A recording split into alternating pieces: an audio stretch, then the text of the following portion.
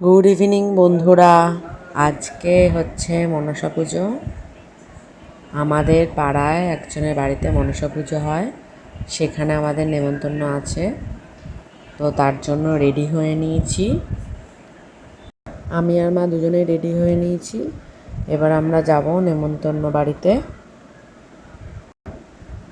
তো চলো, বেরিয়ে পড়েছি আমাদের বাড়ি থেকে একটুখানি, যেখানে গেছিলাম আমরা মনসা পুজোর নেমন্তন্নয়।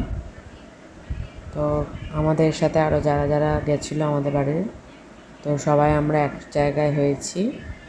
এবার আমরা যাব তাদের বাড়িতে। এসে প্রথমে মায়ের মূর্তি দর্শন করলাম, তোমাদের সাথে শেয়ার করলাম। কেমন লাগলো কমেন্টে জানিও। অন্যবার আমরা যেই টাইমে যাই ওই সন্ধ্যা 8টার দিকে, সেই টাইমে আরতি হয়। তো এবার একটু লেট হয়ে গেছিলো বলে আমরা আরতি দেখতে পাইনি। ঠাকুর দর্শন হয়ে গেল। এবার আমরা সবাই মিলে একসাথে খেতে বসেছি। আমরা যারা যারা গেছিলাম আমাদের ফ্যামিলির লোক। খাবারে ছিল খিচুড়ি, লাবড়া, আলুর দম, পোলাও, চাটনি, পায়েস।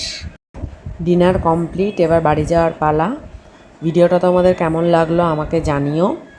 আবার তোমাদের সাথে দেখা হবে নেক্সট ভিডিওতে। Bye bye. গুড ইভিনিং বন্ধুরা।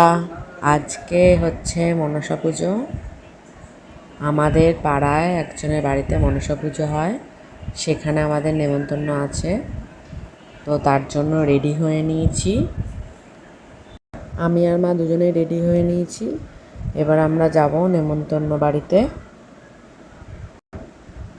তো চলো, বেরিয়ে পড়েছি আমাদের বাড়ি থেকে একটুখানি, যেখানে গেছিলাম আমরা মনসা পুজোর নেমন্তন্নয়।